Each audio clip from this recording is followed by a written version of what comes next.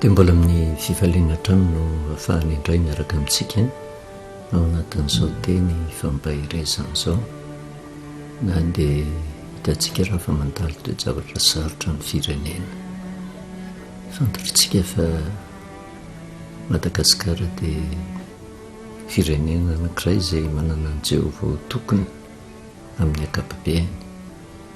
ary raha Jehovah no Andriamanitra dia manantena fa ninona toe-javatra mitranga dia misy ny fiarovan'Andriamanitra mandrakariva. Izany akory tsy midika fa tsy handalo toe-javatra sarotra isika fa fomba ny zanak'Andriamanitra no misedra olona mandrakariva ary eo anatrehan'izay avelon'Andriamanitra hitranga izany mba hampahafantarina fa mbola hafa izany hoe firenena matahotra ny Jehovah izany. Mialohan'ny zavatra rehetra hivavaka isika. Jehovah Andriamanitra iray io misaotra anao izay satria Andriamanitra fitiavana sy be famondram-po ianao. Andriamanitra mahafantatra ny zavatra hitranga rehetra ary Andriamanitra miaro ny olonao izay mitehitra tanteraka aminao manoloana ny toe-javatra izay nandalo teto amin'ity izao tontolo izao ity dia mibalana aretina. Tsapanay tokoa ny sandrinao izay niaro ka nitondra fanasitranana na dia mbola ao anatin'ny miady azy efa mizotra amin'ny lalan'ny fandresena kanefa na izany na tsy izany tsy midika fa miadana sy mandro fa izay fa tsy afa-bela fa mbola misy ny olona miady izay hatrehana mandrakariva ary mahatsiaro ny tenin'i Jesosy Kristy izay hoe ety amin'ity izao tontolo izao ity no ahitanareo fahoriana nefa matoki izao efa nandresy izao tontolo izao ary ny fatokianay ny zanako lahy tokana no mahatonga anay tsy kivy fa manantena mandrakariva ny famonjenao. Mitaraina aminao izahay fanahinao masina no ka hiasa mandrakariva tompo anokatra ny saina mampanany sy mba tanolona mba tsy hanatinony ianao fa hifikirana mandrakariva aminao miady izay hatrehany mba hanana fandresena tahaka ny nandresen'i Jesosy na dia ny fahafatesana azy. Mitenena indray ary Jehovah ameny ny mpanomponao amin'ny anaranao Jesosy. Amen. Dia faly miarabantsika amin'ny anaran'i Jesosy manona ny fahasoavana sy ny fahitana ny tompo amintsika mandrakariva. Tiako ny misarika ny saintsika ny amin'ny teny fikasana izay nomen'Andriamanitra ho antsika ho an'ny fiangonana izay tapa-kevitra fa hiazona ny marina ho an'ny isam-batan'olona izay mifikitra mandrakariva amin'Andriamanitra ary indrindra teny fikasana ho an'ny firenena izay fahitantsika ny amin'ny Zakaria 2:9 ary zao Jehovah ho mandafy manodidina azy ro voninahitra eo voany. Mampatsiaro mandrakariva an'izay teny fikasana nomen'Andriamanitra izay satria tsy teny fikasana tsotsotra hoe mampanantena fitahiana fa teny fikasana andraisana fitahiana ao anadin'ny ady mangotraka ary nysotomontsika lesona tamin'izany ny tantaran'i Joba sy ny tantaran'i Sadraka sy Mesaka ary Abednego izay tsy hiverenantsika lava fa ny hatonga antsika hatoko tanteraka fa ao anatin'ny ady izay hatrehantsika ao anatin'ny lafaoro mandoro ao anatin'ny aretina sy ny loza maro isan-karazany raha mbola metehitra amin'Andriamanitra tsika dia misy mandrakariva ny fiarovan'Andriamanitra ary tsy no mifamarinantsika na ny fahamasinantsika no mahatonga an'izany rehetrarehetra izany fa Andriamanitra te hampiseho ny voninahiny ho amin'ny olona tsy mino fa mbola ataon'Andriamanitra hafa izay tena manompo azy. Na izany na tsy izany nefa ny zavatra mitranga na tsy hitikitsika teto fa ny valararetina izay nianjadina nerina n'izao tontolo izao ary mbola mamely ny firenena efa mizotra ho amin'ny lalan'ny fandresentsika ary tamin'ny fomba tsy takatry ny saina no nitsotrany ny sandrin'Andriamanitra ka nazahoantsika valibavaka na dia teo ary ny ezaka rehetra izay nataontsika dia azo lazaina fa nisy ny fomba n'Andriamanitra manokana matoto izao tsika kanefa na izanina tsy zany dia niresaka tamin'ny farantepotsika hoe fomba fiasan'ny satana rehefa namely izy ka hitany fa tsy mety kivy ny olona ny zavatra mitranga mody mipetrapetraka izy ary teo ny sotomantsika lesona tamin'ny tenin'ny Paoly apôstôly hoe sao dia manao atsika hoe miadana sy mandro fahizay ka njoa atsika tapoka ny fandringanana fa fomba ny satana mihitsy io mody mipetrapetraka io ary hitatsika tamin'ny lesona izay miresitsika tany amin'ny bokin'ny Matio toko fa 12 indiny 17 ka hatramin'ny 15 tsy mampanina manao teny averina mba isaintsainantsika ny afatra tian'Andriamanitra ampitaina satria tsy tongatonga ho azy amintsika zao teny zao fa teny fampiomanany raha mankatoatsika dia teny hoentin'Andriamanitra miaro atsika ka natonga atsika nyresaka teto hoe misy antony ange matoa nanerana n'izao tontolo zao ary indrindra teto amin'ny firenena nanaja ny fepetra ara-pahasalamantsika ary na dia efa mizotra ho amin'ny lalan'ny fandresena azy dia vao mainka ataony noamafisina ny fepetra ny fitondrana ny arovava-orona fanajana ny elanelana ray metatra sy ny maro isan-karazan'izay fantatritsika zay vavan'Andriamanitra miteny amintsika hoe ny fanajana ny fepetra tsy amin'ny ray andro fotsiny tsy amin'ilay vanim-potoana tonga avany loza fa zavatra tsy fantatritsika loza manaraka ange tsy fantatritsika mihitsy ny azo antoka fotsiny nefa dia ty na miorona na manaraka n'Andriamanitra ary tsika tsy misakana ny loza tsy isy zany ary ny tsara indrindra tonga amin'ilay fitenenana hoe raha malaza ny fe azo tokana ny tsara indrindra dia miomana mandrakariva mba tsy ho tampoka amintsika ny atongavan'ny loza ary tokony ho lasa fitsipim-pitondratena fiainana mihitsy ny fanajana ny fepetra rehetra satria mbola hafa ihany zany olona miomana zany ka na dia atao hoe ohatra mizotra amin'ny lalan'ny fandresena ary tsika zavatra tsika ary tsitsika indraindray misy mieritreritra fa atao ohatra milamindamina ny fiainany ary mety ho tanteraka ny tenin'ny Paoly apôstôly hoe ho an'ny olona izay milaza fa miadana sy mandro fahizay anjoa azy tampoka ny fandraikanana tsy fantatritsika izay zavatra hitranga ao aoriana kanefa ny devoly tsy mipetrapetra-potsiny amin'izao fa miasa ny fomba tsy takatra ny saina izy mba hamelezana ny olona ary zay natonga antsika nandreny Matio toko 12 indiny 17 ka hatramin'ny 15 iverenantsika tsindriana kely io toe-javatra io satria raha ny toe-javatra mitranga amin'izao vanim-potoana izao manerina n'izao tontolo izao indrindra eto amin'ny firenentsika dia mampitahotra mihitsy kanefa ho an'ny olona ny omana ho an'ny olona ny ambina ho an'ny olona ny omana dia tsy zavatra ataony mampanahy satria ny fiomanany tsy amin'ny herin'ny tenany fotsiny fa mifanakinana ny fiainana rehetra eo am-pelatanan'Andriamanitra dia zao ny voasoratra hoe raha mivoaka amin'ny olona amin'ny fanahy maloto ozy dia mandeha mitetin'ny tany tsy misy rano izy mitady fitsarana fa tsy mahita dia hoy izy hodiny amin'ny tranoko izay nivoahako ary no nitonga izy dia hita ny fafoana ny trano sady voafafa ny voavoatra ary dia mandeha izy ka mitondra fanahy fito hafa koa miaraka aminy izay ratsy noho izy dia miditra ireo sy ka mitoetra ao ary ny faran'izany olo izany dia tonga ratsy noho ny voalohany ary dia tahaka izany koa ho amin'ity taranaka ratsy fanahy ty izay ny sotomantsika lesona hoe mivalana retina ny resahantsika tamin'ny farany makasika n'izay toe-javatra zay tohotra ny voaka ho mpandresitsika kanefa ny devoly dia mamitsaka tsy moramora izy ary raha raisitsika satria miseho amin'ny alalan'ny aretina izay mandringana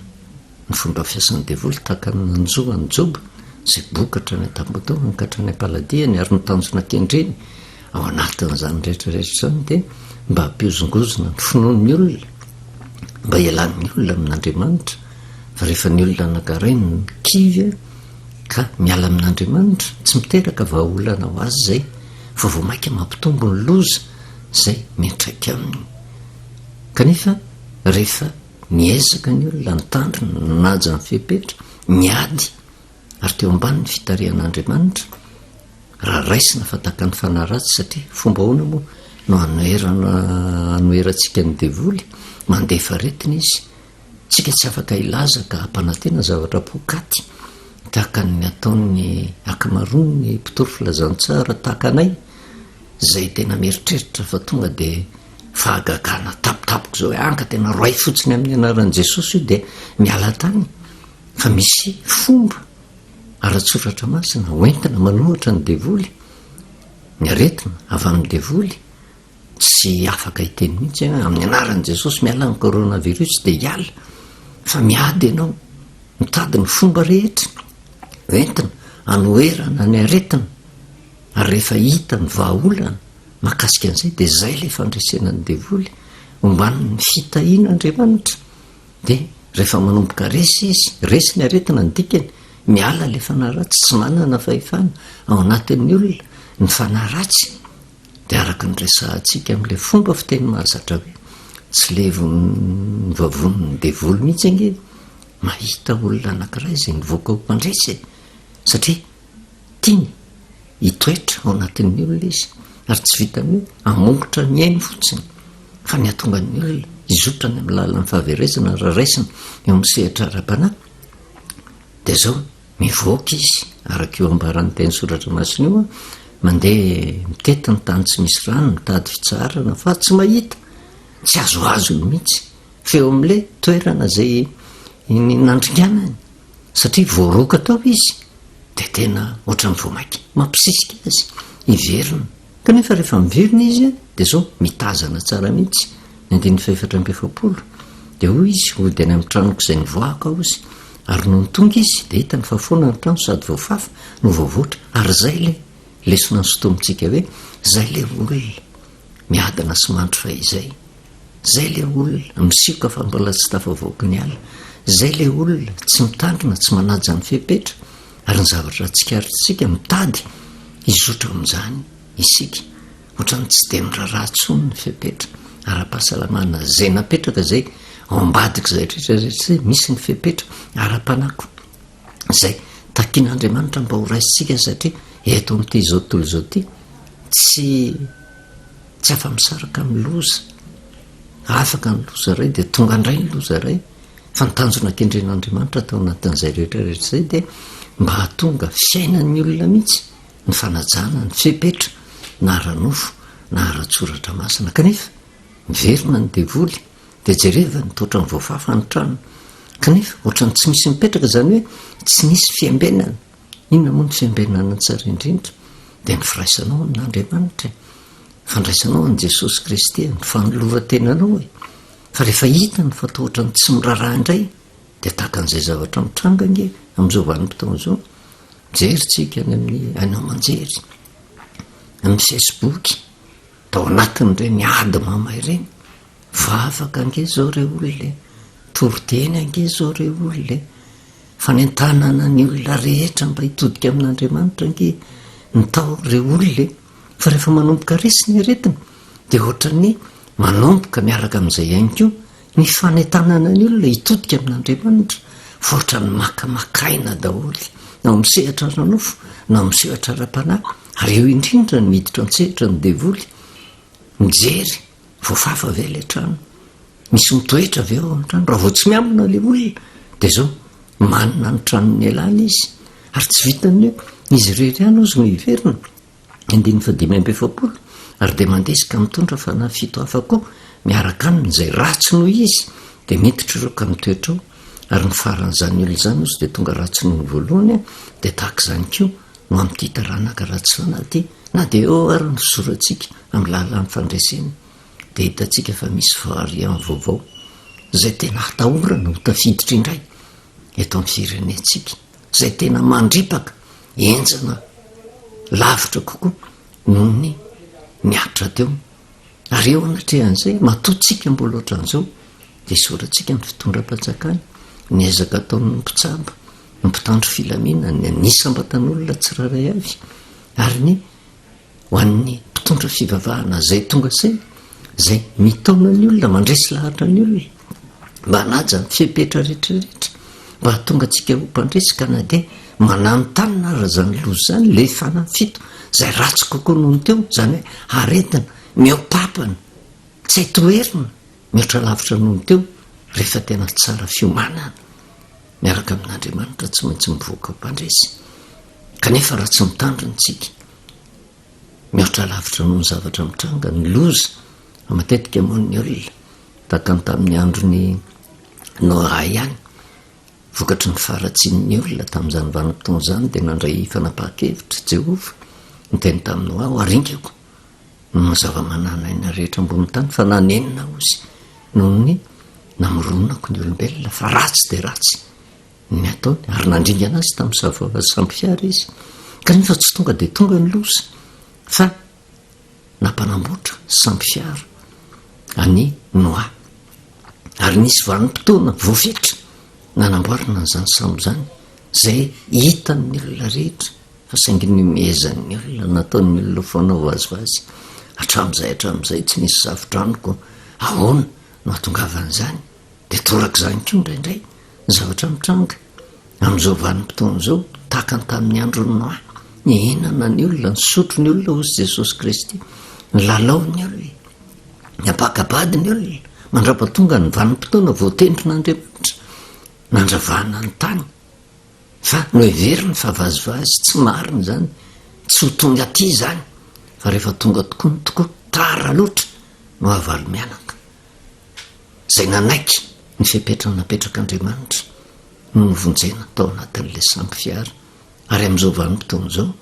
mety eo ny vary faran'izay enjana mananontanyna fa saingy tsy mbola miatra dia misy ny olona manana ny toe-panahy ny olona tamin'izany vanim-potoana izany sy aizako no atafiditra n'izany eto amintsika eto dia vola ingatsika ny lalany fa rehefa tsy miambony tsika dia tamy izy ary eo no hanentanana antsika mandrakariva raha mbola velonaina rereo olona so an'ny isam-batan'olona ny fanajana ny fepetra ary tokony ho fiainany na dia ataoko hoe ohatra milamindamy maro satria ny devolontsika ny lalana dia manaja mandrakariva manaja ary ianao mbola tratra maika fa tsy manaja ary matetika ny olona feno firerenaka zay tsy manaja n'izany fa jereo zay mbola velona somatsara ny famorampon'Andriamanitra mbola mahatonga antsika tsy marary mbola mahatonga antsika tsy lavo ny aretina kanefa dia aza manao an'izany hoe saingy mbola oatra an'izao za dia tsisy zavatra hitranga kanefa dia ny zavatra mampatahotra manerina n'izao tontolo izao ny fitrangahany io toe-javatra io ary samy maniry angamitsika eto amin'ny firenena hoe engany mba tsy ho tonga eto Madagasikara izany fa ny zavatra mitranginy roa metaona zay efa tena nitondra faisana nisy fitraikany teo amin'ny fitediavana teo amin'ny ekonomia teo amin'ny ara-panahy ny zavatra mitranga rehetrarehetra maika fa hiampy loza fito eny araka ny filazan'ny baiboly no hitranga dia ozy faran'izany olona zany ozy dia ratsy noho ny voalohany kanefa na izany na tsy zany azy tsy mampitahotra antsika eo natrehan'izay rehetrarehetra zay fa ny ampitodihana antsika eo amin'ny teny fikasana izay napetrak'Andriamanitra mba hahatonga antsika iorona ametraka ny fiainantsika eo am-pelatanan'Andriamanitra fa araka ny nambarantsika teto hoe tena lozangery olona tsy coronavirus fotsiny tsy izay ihany ny zavatra hitranga fa misy ny loza be deaibe mananotanina manerina n'izao tontolo izao mananotanina ny firenena mananotanina ny fiangonana mananotanina ny tokantrano mananotanina ny isam-batan'olona ary ny zavatra mampalahelo izay anisan'ny loza zay rahantsika mizaka ihany koa ny vaovao izay rehantsika hoe ny fikasana te hamely te hamono ny filoham-pirenena zany rehetrarehetra zany ny manam-pirofo tsy hafadoza kanefa na dia eo ary raha ny loza mananotanina zay ny mahatonga antsika amin'resaka hoe mbola hafa ny firenena matahotra an' Jehova fa misy fiarovana mahagaga ataon'Andriamanitra mandrakariva ho an'ny firenena matahotra an' Jehova ary teo dia nyresaka an'izay tsika raha mbola kristianina ka matahotra an'Andriamanitra mimpitantana ny firenena ny azo antoka dia zao mahatoky ny fiarovan'Andriamanitra mandrakariva isika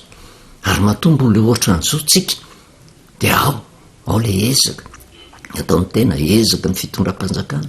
ezaka ny filoham-pirenena fa ao koa le fiteherana amin'Andriamanitra ny fahaiza-miaino ny afatra petrak'Andriamanitra ary ny fakatoavana anio andriamanitra ny fianteherana ny famonjena avy amin'andriamanitra no mampisy fahagagana eo amin'ny zavatra izay tanterahana manjary eniky ny fahasoavana avokoa ny zavatra rehetra kasaina ho tanterahana. Ary eo anatrehan'izay rehefa mindroso amin'izay lalam-pandresen'izay nefa ny olona dia ny zavatra mitranga ny devolony tsy mahazaka an'io mialoha. Ary tsy vitany hoe izy ny miditra an-tsehatra mandrikana fa mampiasa ny olona tsy miorina tsara amin'izay ny devoly mba hitondra korotana vetsy averoa ary tsy takona fenina tamintsika na ny eto toerana na ny any ivelany ny fikotrehana fanampitehana nyity firenentsika ity satria fialonana no mahatonga an'izany misy zavatra kendreny kanefa ny ao ambadika izay nyresantsika hoe tsika ny tsy mahafantatra fa na io arety mandoza manerina n'izao tontolo izao io saindalin'ny satana io ary mindroso any amin'ilay fametrahana an'ilay nouvelle ordre mondial fa hazava amintsika tsy kelikely ilay mpandehanana ny toe-javatra mitranga tahaka an'izany ka rehefa tsy azony amin'ny fomba anankiray dia mampiasa fomba hafandray mba hahatanterahany fisaina ny devoly dia isy ity izao tontolo izao ity. Ary zany zavatra zany manjo ny firenentsika mety efa nanjo ny firenekafa fa zany akory tsy midika hoe andetsika irereka manana an' Jehovah ho Andriamanitra ka tsy mahavoantsika ny zavatra mitranga fa rehefa tsy manaja ny fipetra dia tsy maintsy tratra eo anatrehan'izay rehetrarehetra izay ny zavatra fikasana amono ny filoham-pirenena isy fetraikany io raha sanatrehan'izany ka tanteraka isy fetraikany eo amin'ny fiainantsika mihoatra lavitra noho ny coronavirus ny zavatra hiatra amin'ny Madagasikara raha zany ny tanteraka kanefa tsisy maniry ny hatanteraka an'izany fa eo indrindra nanaovana antso ho amin'ny isam-batan'olona tsy raray avy mba hatonga atsika hivavaka mandrakariva amin'Andriamanitra mba hitohizany ny fiarovan'Andriamanitra manoloana ny loza tsy ny coronavirus rery any eo ary-ny fikasana amono ny filoham-pirenena fa akoatran'izay rehetrarehetra izay fa nyresaka tsika hoe loza nge be deaibe tsy ny aretina ihany be deaibe orohorotany ny rivodoza tondradrano ny asan'ny terrorista manerana nyity izao tontolo izao ty izay mikasa andripaka hitondra korotana eo amin'ny firenena anankiray tonga adipoko eo amin'ny firenena zany loza zay mananotanina avokoa kanefa tsy afabela amin'izany tsika fiambola miaina atao amin'ity izao tontolo izao ty fa ao anatin'izany indrindra nefa misy tomana n'izay tsika ny amin'ilay teny fikasana hoe ary zao ho Jehova ho mandafy manodidina azy ary ho voninahitra eo foany manoloana ny toe-javatra misy ahoana moa ny tsy hitainitaina indrindra raha olona tena mivavaka amin'Andriamanitra ho atsika eto Madagasikara satria ny fikasihan-tanana ny filoham-pirenena tahaka ny mahakasika atsika mivantan'izany rehetrarehetra zany misy fitainitainana ao anaty misy alahelo ao anaty ary mahatonga ny tena tsy mitsahatra fa mandoalika mandrakariva eo anatrehan'Andriamanitra mba hisiny ny fiarovan'Andriamanitra ary ny fiarovana izay angatahana tsy hoe vavaka ny titena hoe ho ahsamy rehetra fa mivavaka ho amin'ny fianakaviako vavaka ho amin'ny fiangonana misy aho vavaka ho amin'ny firenena misy mivavaka ihany koa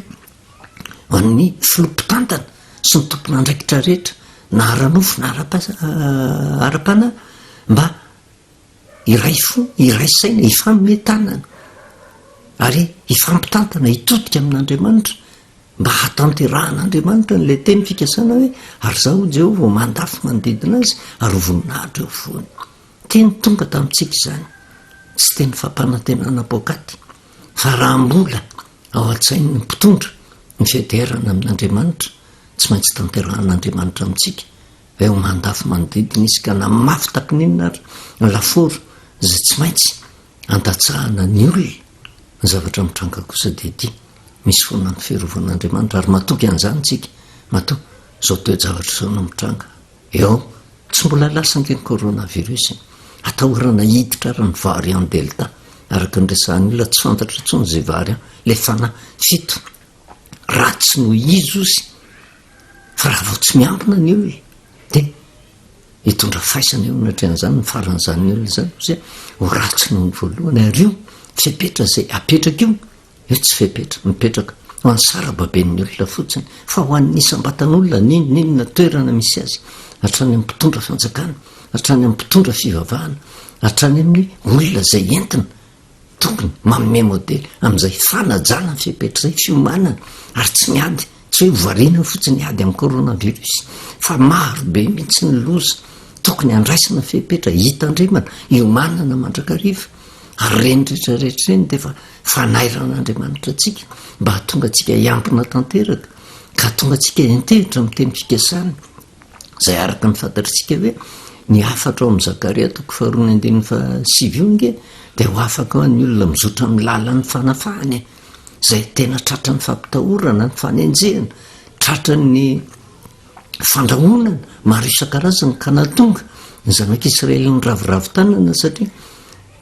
baiko azo avy amin'i Jehova dia anangana ny Jerosalema sy ny tranon'i Jehova kanefa dia nirahana ny mpaminany ampahiry ny olona mba ahafahany manohy ny asa dia torak'izany koa tsika tsy tokony ho kivy amin'teo zavatra mitranga fa etsy andanin'izay ny fiarovana tsy maintsy atao, ny fiambenana tsy maintsy atao kanefa ny asa tsara zay efa fantatra fa hampandroso ny firenena, hampandroso ny fiangonana, hampandroso ny tokantrano tsy tokony hajanona satria efa tonga ny tenin'i Jehova zaho mandafy manodidina azy ozy ary voninahitra eo afovoany manoloana n'izany toe-javatra izany ohatran'ny mangorohoro ny fanahy manoloana ny toe-javatra misy rehetrarehetra ny loza zay manahany tanina zay matetika ataon'ny olona tsy rambona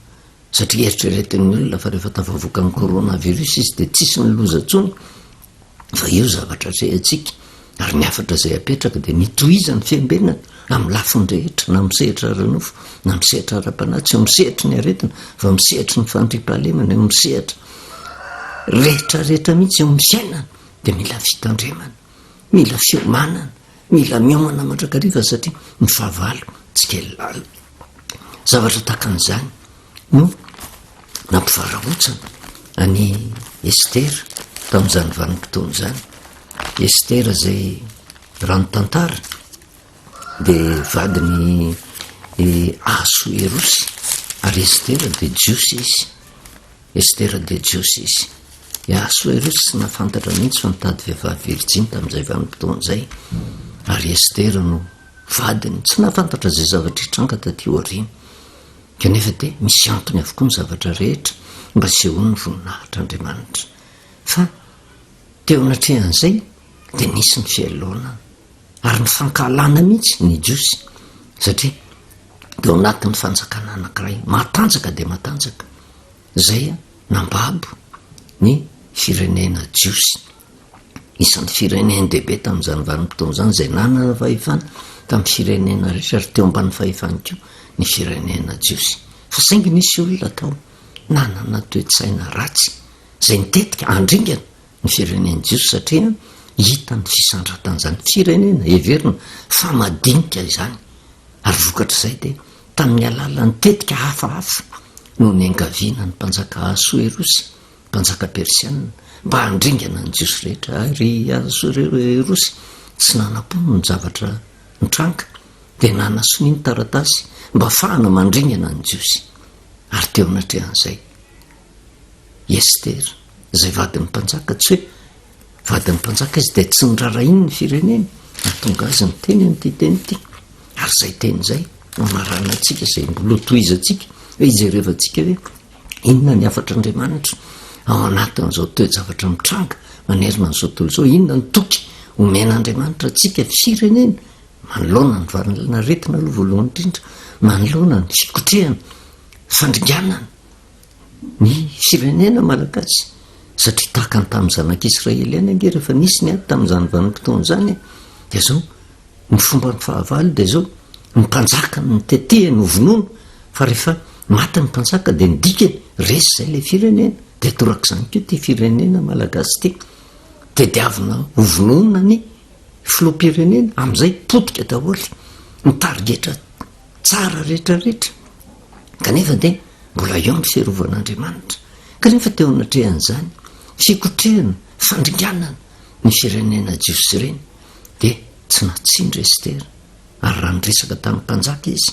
ao amin'ny Estera 9, bokin'ny Estera 9 ary zay iraisana fo iraisaina amintsika isambatan'olona tsy raray avy de eo anatrehan'izay rehetrarehetra zay sy anaovana antso atsika hoe inona ary ny zavatra tokony tanterahantsika ny zavatra tokony ho tanterahantsika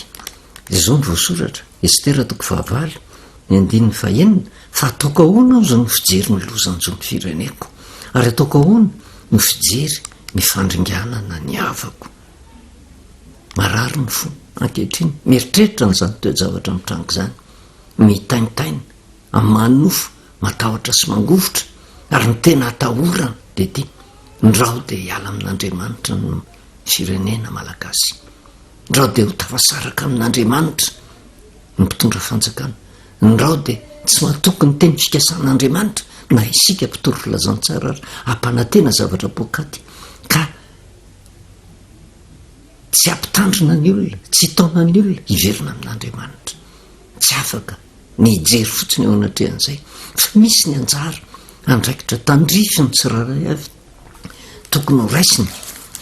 ao anatin'izay rehetrarehetra zay ny zavatra tokony ho tanterahana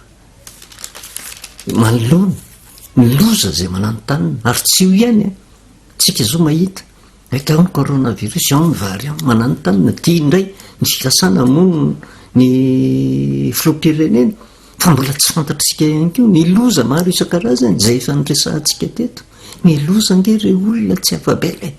ndrao de mieritreritra fa tokony mandrimandry mananaretina na mandry sy miadana fa izay ozy Paoly apôstôly ka anjoa antsika tapoka ny fandringanana fa reny rehetrarehetra reny avelan'Andriamanitra hitranga voalohany indrindra mba hanaporofony fa mbola hafa ny firenena zay matahotra azy misy ny fiarovan'Andriamanitra ary matombo loatra n'izao tsika misandron'Andriamanitra mbola mitantana izao firenena zao azon'Andriamanitra taonke ny manao croisé les bras avela ny oringany eto daholo ny olona rehefa tsy matahotra azy fa mato mbola hitatsika nitedika ady rehetrarehetra ary mbola ho hitantsika ao anatin'ny soratra masina moa zany hoe manoloana ny firenena anankiray izay matahotra ny Jehova misy ny fiarovanaandriamanitra ka na nitetika ny afina eritreretin'ny fahavalo amelezana azy fantatra de mimeloha avokoa fa mila fotsiny mpitondra mahay miheno ny feo tena avy amin'Andriamanitra mba isiny ny fiarovana ao aminy ary tsy misy afaka amindrere mihitsy hoe no miery ny tenany fa raha tsy eo Andriamanitra zavaponina ny zavatra rehetra tanterahany ary zay ny nampitarainy amin'ny Estera teo fa ataoko ahoana ozy ny fijery ny lozanjony fireneko ary ataoko ahoana ny fijery ny fandringanana ny havako rehetra inona ny tokony atao manao antso amintsika vahoaka malagasy taka ny nanaovana antso tamindreny ady mafinatrehany tamindreny tsika de ny antso mba hitondra ambavaka mba hidirana ny fivadikana mba hitalao ny famindrampon'Andriamanitra mba hisiny ny fanasitranana avy amin'Andriamanitra tamindreny vanim-potoanyreny kanefa de zao mivoakely indray ty ny loza mbola tsy lasa na de efa misotra amin'ny lalan'ny fandresena ary tsika ny coronavirus fa mbola mananotanina ny hafa fa tia koa loza zay tena hanjoaka tsika rehetrarehetra ny fikasana hamono ny filoam-pirenena ary teo anatrehan'izay eo amin'ny 5 amin'ny Estera 9 inona ary ny tokony ataotsika satria tsika moa tsy andeha rereka hoe tena ho an'ny jiosy rehetra fa ny soratra masina moa rehefa voasoratra de natao ho an'ny olona zay misikitra amin'Andriamanitra ny olona tafaverina amin'Andriamanitra zay le atao hoe Israely ara-panahy jiosy ara-panahy fa jiosy ara-pirazanana tsy hoe jiosy ara-pirazanana fotsiny ihany fa jiosy ara-panahy zany hoe olom-bo fidin'Andriamanitra ary raha olom-bo fidin'Andriamanitra zany de arovany de ny afatra 15 ka hatramin'ny 17 de nampitondra valiny ho any amin'ny Mordecai indray Estera ozy ka nanao hoe mandeha anary voreo ny jiosy rehetra zay hita ao Sosana ary mifadihanina no ny amiko kazaminana na misotro atelona na andro na alina ary zao sy ny ankizy vaviko hifady toy izany keo ary amin'izany no hidirako amin'ny mpanjaka na de tsy araka ny lalàna azy ko raha tahiny maty ady matosy de lasa Mordecai nanao arak'izay rehetra nandidin'ny Estera azy mbola zava-panahy lalina ny ao anatin'izany rehetrarehetra zany fa ny afatra ny mpanjaka zay ho resahantsika eto de tsy iza fa Jehova. Inona ny afatra andao rere olona mba hanokana fotoana arak'izay mahamety atsika hiditra amin'ny fifadikaniny, fa ataotsika ahoana tokoa no fijery ny loza anjony firenetsika, mivavaka ho an'ny filoham-pirenena sy ny ankohonany, ho amin'ny mpitondra fanjakana rehetra, mivavaka amin'Andriamanitra mba amin'ny ran'Andriamanitra fo ho an'ny firenena malagasy, mivavaka amin'Andriamanitra ho an'ny mpitantana ara-panahy mba zay marina ao anatin'ny soratra masina no ambara fa tsy fampanantenana pokaty fotsiny, satria Andriamanitra de efa niteny misy zavatra andrasany de ny anajantsika ny fepetra fa efa niteny izy, marina ny teniny ary tsika moa no ahita eny ampandehanany teny fa rehefa niteny Jehova hoe ary zaho ho mandafy manodidina azy ary voninahitra eo vony tsy maintsy tanterahany zany, kanefa mitaka ifepetra ao anatin'izay rehetrarehetra zay de fiverenana amin'ny Jehova. Aza miandry amin'ny vanim-potoana mahaory fotsiny zay vao andeha hivavaka zay vao andeha manerana ny UFB io anao antso amin'ny olona fa tokony iray fo iray saina, tokony ho fiainany reny rehetrarehetra reny mba hitomana ny olona hifikitra amin'Andriamanitra na de ao anatin'ny zavatra milamina azy de tokony tena fomba atao mihitsy ny fanajana ny fiverenana amin'Andriamanitra ka izy tereto akao amin'ny mpanjaka izy. Fa iza moa no akao amin'ny mpanjaka zasy ianao ange no andrasany n'Andriamanitra hitodika ao amin'ilay mpanjaka mahefa n'ity zao tontolo zao ty de Jehova Andriamanitra mba hisiny ny fiarovanaandriamanitra ho an'ity firenetsika ity, fa na inona na inona toe zavatra mitranga, mananotanina ny coronavirus, mananotanina ny fikasihana ny fandriampahalemana eto Madagasikara, ny fikasahana hamono ny mitondra fanjakana, fa tsy fantatritsika ihany koa fa tsy mbola izay ihany ny loza nge, fa ho hitatsika ny ampandehanana eny ny fitombon'ny loza rehetrarehetra, fa tsy mampitahotra ho natrehan'izay fa ny hatonga atsika hifikitra amin'Andriamanitra ary mba hatonga atsika hatoko tanteraka fa manatrika loza mandrakarivotsika, kanefa mbola eo amin'ny sandron'i Jehova miaro. Ary rehefa niteny izy hoe ho mandafy manodidina voninahitra foana ao anatin'izany meny afo zany no sehoan'ny voninahitr'Andriamanitra zay ampitolagaga an'ity zao tontolo zao ty hoe fa iza loatra re no Andriamanitra ivavahan'ity Madagasikara ty no arovan'Andriamanitra tahaka zao izy. Voninahitra n'Andriamanitra rereny ivavakisika. Sotranao Jehova Andriamanitra ray ny am'teny fampahirezana zay nomenao,